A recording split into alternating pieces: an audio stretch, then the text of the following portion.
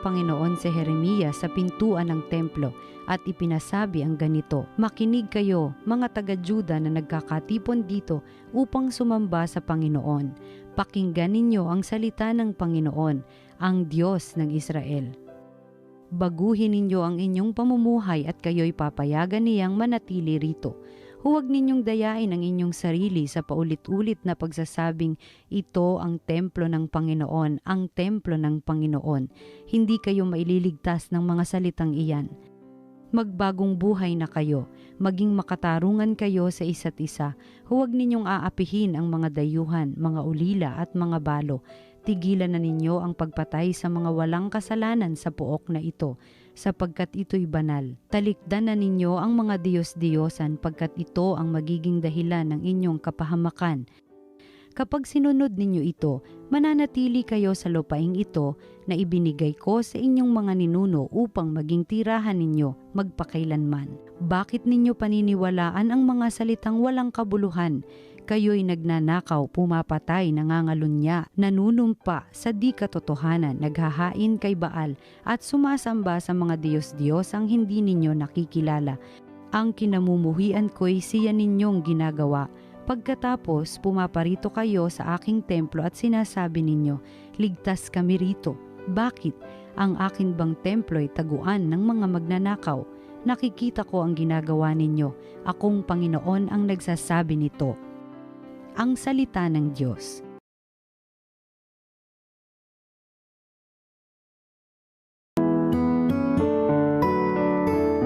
Ang templo mo'y aking mahal, Diyos na makapangyarihan. Nasasabik ang lingkod mong sa patio mo ay pumasok, ang buo kong pagkatao'y umaawit na may lugod. Sa masayang pag-awit ko pinupuri buhay na Diyos. Ang templo mo'y aking mahal, Diyos na makapangyarihan. Panginoon, sa templo mo ang mga maya'y nagpupugad, maging ibong layang-laya sa templo mo'y nagagalak. May inakay na kalinga sa tabi ng iyong altar. O poon, hari namin at Diyos na walang kupas. Ang templo mo'y aking mahal, Diyos na makapangyarihan. Mapalad na masasabi silang dooy tumatahan sa palaging umaawit, nagpupuring walang hanggan.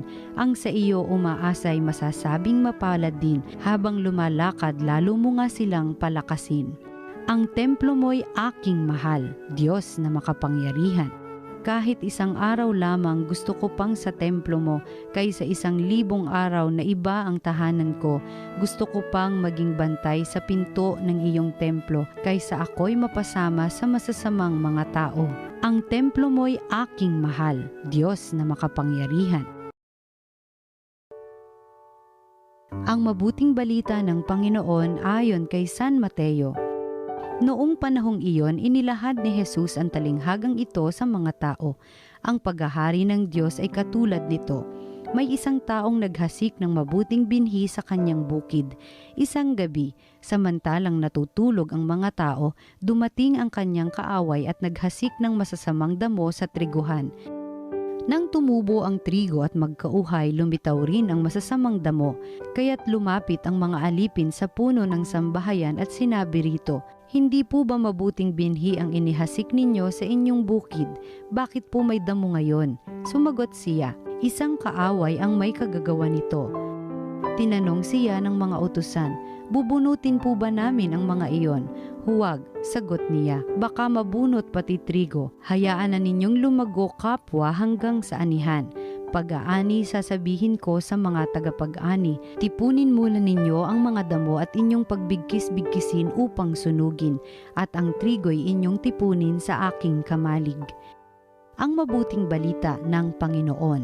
Pinupuri ka namin, Panginoong Hesukristo. Magandang araw po sa inyong lahat. Ako po si Father Herbie Santos ng Diocese ng Cubao. Welcome to Salita ng Diyos, Salita ng Buhay. Sa ating pagbasa, sabi ng manghahasik, "Hindi ba trigo lang ang hinasik? Bakit tumutubo ang mga damo kasama ng trigo? Ay nakakadismaya, no?" Katulad na lamang ito ng sitwasyon ng ating simbahan, di po ba? Sa kabila ng lahat ng misa at homilia, recollections, formation programs, Nakakalungkot na ang mga Katoliko ay nauuwi pa rin sa tsismis, paninira at pananakit sa kapwa. May nandaraya pa rin kahit taong simbahan. Meron pa nga nagnanakaw pa sa loob ng mismong adoration chapel. Kaya makikita natin yung taong naglilingkod sa Diyos ay ang mga taong nakukulog din sa tukso. Ang mga taong gumagawa ng mabuti ay siya rin gumagawa ng masama. Tulad rin ito ng sarili nating kalagayan. Wala naman tayong pinagkaiba. Bawat isa sa atin ay pinaghalong mabuti at masama. Sinisikap natin maging mabuti. Ngunit sa huli ay gumagawa tayo ng mga bagay na pinagsisisihan natin, mga salitang nakakasakit sa ating minamahal, mga kilos na sumisira sa tiwala at relasyon, mga makasalanang gawaing ikinahihiya natin. Kaya minsan nadidismaya tayo sa ating sarili. At madali tayong sumuko at sabihin, wala na akong magagawa, hindi na ako magbabago. Ngunit kahit papaano, sa pamamagitan ng pag-amin na tayo ay pinaghalong mabuti at masama, maaari tayong maging mas maunawain sa sarili at mas mahabagin sa mga pagkakamali ng ating kapwa. Mga minamahal na kapatid, ang talinhaga ngayon ay nagpapaalala sa atin ng isang bagay na napakahalaga. Na ang simbahan ay simbahan ng mga makasalanan para sa mga makasalanan. Makikita natin dito ang kasalanan at kabanalan ay laging nagsasama sa bukid ng mundo. Bakit nga ba nagpapatuloy ang kasamaan? Saan nagmumula ang lahat ng ito? Malinaw na sinabi ni Jesus sa Ebanghelyo na ang kasamaan ay hindi galing sa Diyos. Ito ay mula sa kaaway na naghahasik nito sa puso ng mga tao. Bakit hindi agad pinarurusahan ng Diyos ang masasamang tao o kitilin ng kanilang buhay? Kasi may kabutihan sa bawat isa sa atin. Ang mga tao ay hindi lahat damo, meron pa ring trigo sa bawat isa. Anong punto para sa atin ngayon? Hindi tayo dapat magmadaling maghusga ng sino man. Sinabi sa talinhaga na dapat maghintay hanggang sa panahon ng pag-aani upang bunutin ang mga damo. Kumbaga sinasabi sa atin na maging mapagpasensya sa ating sarili at sa iba. Bakit? Dahil ang mga tao ay maaari pa ring magbago. Ang isang tao, sa bandang huli, ay hahatulan ng Diyos hindi lamang base sa anumang yugto ng kanyang buhay, bagkus sa kanyang buong buhay. Kaya ang paghahatol ay laging ginagawa sa wakas. Naalala ko, naimbita akong magmisa sa lamay ng isang lalaki at nakausap ko yung kanyang asawa. Ikinwento ng kanyang asawa, sabi niya, "Father, we were married for 40 years, but we stayed together for only 2 years. Masaya kaming ikinasal nung una, first 2 years ng aming relationship. Ngunit ang aking asawa ay naimpluwensyahan ng kanyang mga kapatid na lalaki na puro babaero at palikero. Kaya hindi rin siya nanatiling tapat sa akin." Kinikwento niya sa akin, nagkaroon siya ng iba. Umalis siya sa bahay namin isang araw at hindi na siya bumalik. At hindi man siya nagparamdam habang lumalaki ang kanyang mga anak. Pero dun sa mga huli niyang taon, nung natuklasan niyang meron pala siyang terminal cancer, ay bigla siyang umuwi. At tinanggap ko naman siya. At inalagaan niyang mabuti ang kanyang mga apo. Pinaulanan ng pagmamahal na hindi niya naibigay sa kanyang mga sariling anak. At ilang araw bago ang kanyang pagpanaw, humingi siya sa akin ng tawad.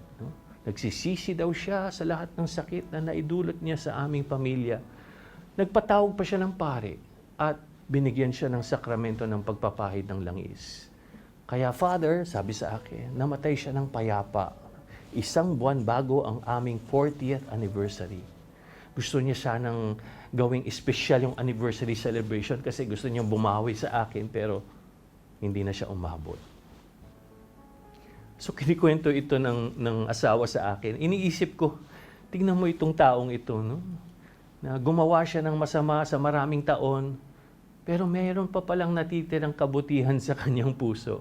Sa kalaunan, ang kabutihang ito ang siyang lumabas at napagtagumpayan ng mga damo sa kanyang buhay. Kaya naman, habang may buhay, may pag-asa. Habang may pag-asa, may buhay. Mga minamahal na kapatid, oo, ang kasamaan ay palaging darating sa ating buhay. Ngunit, hindi tayo dapat maging kampante. Mahalaga na bantayan natin ang anumang naitatanim sa ating mga puso. Kung ano ang ating nababasa at napapanood, kung ano ang ating pinagchichismisan, ang galit at sakit na kinikimkim natin sa ating mga puso, lahat ng ito ay maaaring gumapang at tulad ng mga damong nag-uugat ay mas mahirap ng kontrolin. Kailangan natin linangin sa ating mga puso ang mga bagay na tutulong sa ating espiritual na paglago. Nariyan ang mga sakramento upang tulungan tayo sa pakikipaglaban sa kasamaan. Ang paglalakbay sa pagbabalik loob ay nangangailangan ng araw-araw na pagsisikap upang matagpuan tayo ng Panginoon na karapat-dapat at handang harapin siya anumang oras ng pag-aani. Kaya magandang tanungin natin sa ating sarili, ano ang mga naitanim na damo sa buhay ko na naglalayo sa akin sa Panginoon? At paano ako magbabago ngayon habang hindi pa huli ang lahat?